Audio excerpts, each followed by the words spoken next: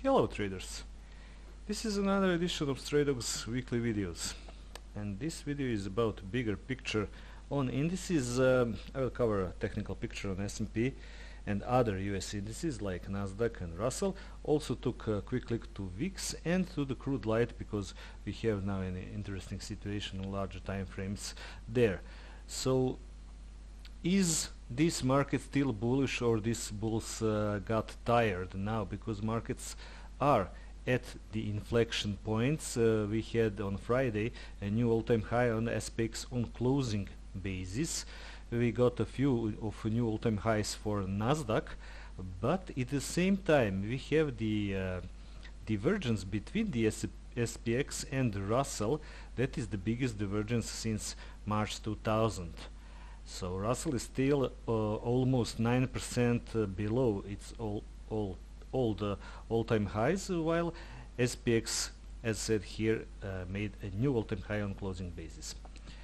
And also the earnings continues. We have a busy week ahead. Also news-wise, a busy week with the FOMC statement and NFP report. Now let's get to the charts. So now there is something unusual on the trading view. You cannot observe SPX as a cash index no more if you are logged in. You get this kind of message, which I find absolutely hilarious, that you can't see S&P and Dow Jones end of the day data if you are logged in. So you have to log out to see that, which is absolutely incredible. And if you go cancel there, then the software is going to put you to the Apple chart. So I made a screenshot. I logged out and made a screenshot of the SPX closed on so market closed on Friday, end of the day chart. We need that. And this is what they say. SPX had a new all-time high on closing basis, because here this was the all-time high made on September 21st 2018. This was the high, the absolute high of the day, but closing high was, as you can see here, below. So now the question remains, are the bulls tired or not, because they were grinding and grinding and grinding higher? And that is the thing with the market when it does this, grind higher.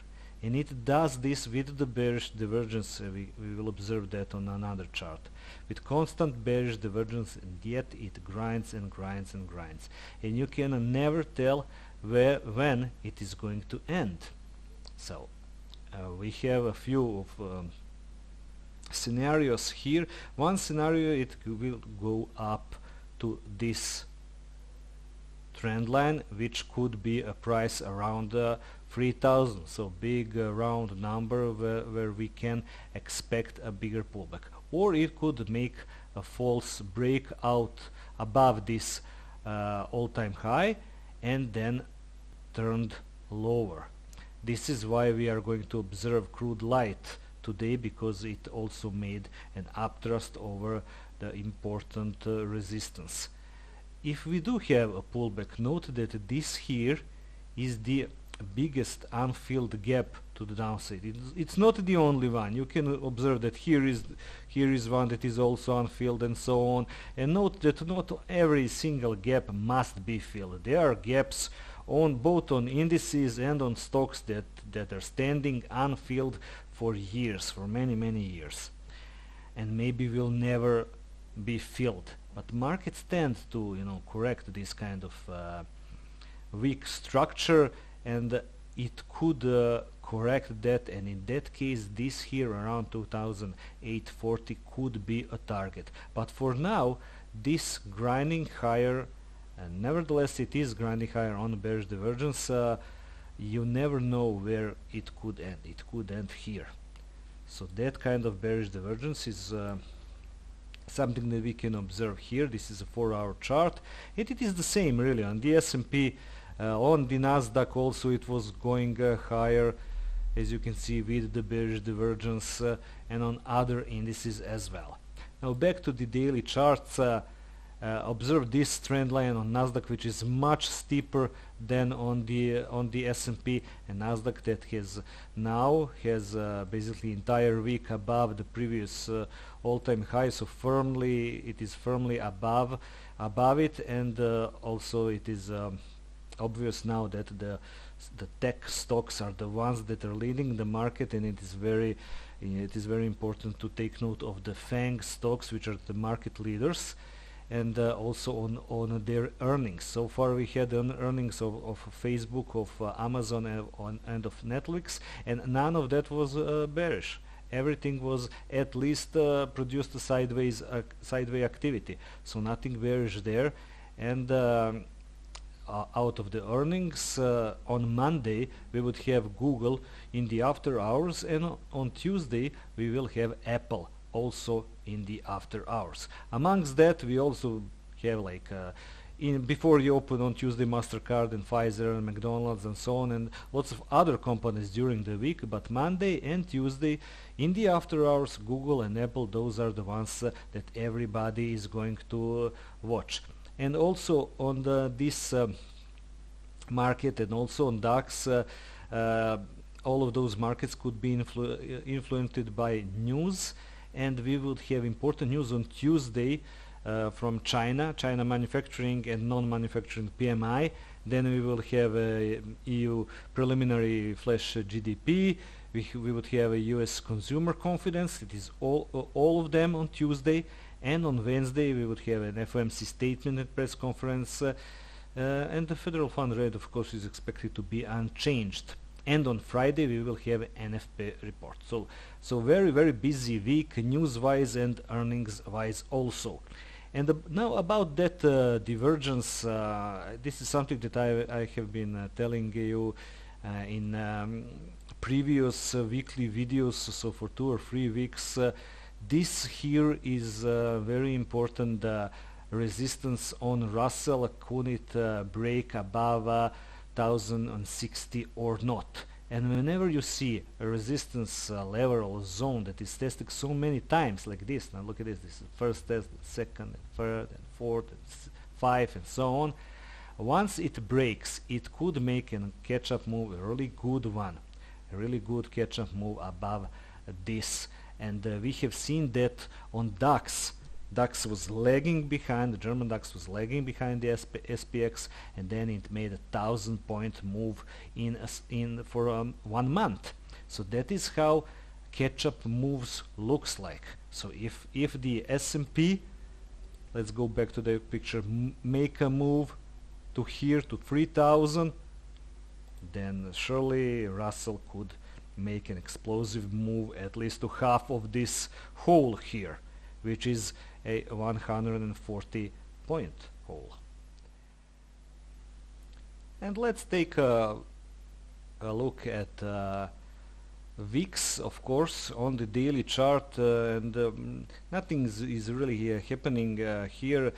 VIX, as market grinds higher, stays with these lower values, which means lower volatility, of course, and lower volatility means smaller daily ranges, and for day traders it could mean a bunch of just 1-hour trades, and inability of market to provide bigger targets for us. But it is what it is, so we should really adapt for this kind of market behavior. And already market, especially US market, looks like 2017 when they just grinded higher. And as said in the beginning of this video, an interesting situation on oil.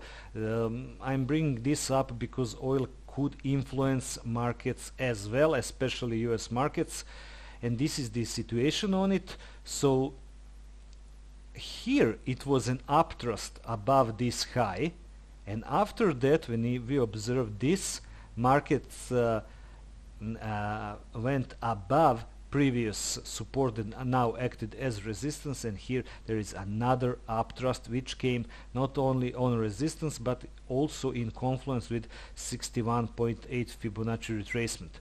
So market, yes, made a move above it, but now it's below, and it could continue for some time lower. This scenario, this uptrust scenario, this scenario could happen on the S&P also, it could happen on DAX, it could happen on anything. And it is very important for us to observe these kind of things and to learn to trade false breaks. And now let's go to observe what DAX is doing. Okay, so here we are on the 240-minute chart of German DAX. Just note that we will have a holiday in the middle of the week on Wednesday, May the 1st, as International Labor Day, and both cash and derivative market are going to be closed. Also take notes of the very busy earnings week in Germany. So in Germany, and from next week, from Monday to to Friday, we'll have a really busy earnings week. On Monday we have Covestro and Deutsche Börse. On Tuesday, Deutsche Lufthansa. So Wednesday is not a working day. On Thursday, Fresenius and Fresenius Medical Care with Volkswagen. And on Friday, Adidas and BASF. So 8 companies that are DAX components with earnings releases before open, of course. Back to the chart now. As told in the DAX recap video for Thursday, this is really a good bullish leg, and this trend will not be, in jeopardy even if we have a pullback to here, to the 11,850 or so, because this move here, this is a 1,000-point move in 1 month, with only this here as a visible and bigger pullback here where we had this descending bullish triangle, and then price moved in this narrow channel for 10 trading days. So for 10 sessions inside this channel. Of course, for bigger downside movement, because market react here from the bottom of this larger zone. So this is the zone from the larger time frames, and of course it is wider than on the smaller time frames. In my opinion, this is a 100-point wide resistance zone, and here we had highs around 355. So I consider this here as a first touch of this resistance zone from the higher time frames. And now after 1,000-point move to the upside, of course that we can expect momentum that is waning, and we can clearly see that this move came with bearish divergence. But for better movements to the downside, the market should really go below this here, so below, let's say, 240. Below 240, if we could go below 240, then the road could be open for this target. So top of this range we have a zone there around 12,000 and 3040, and this here also, as I have shown already in the Thursday recap video, this fib, when you make a fib out of this channel, you will get 61.8 here on top of this blue range. And if you make a fib of this entire leg that dates from the third week of March, halfback is here. So this here would be a decent targets, good targets for the better pullback. That better pullback can depend on German earnings, of course, but most likely will depend more of the general situation and on the situation on US markets, because DAX is going to follow S&P. So we will see about that. We have Spanish elections today also, so things could change, and DAX is at inflection point.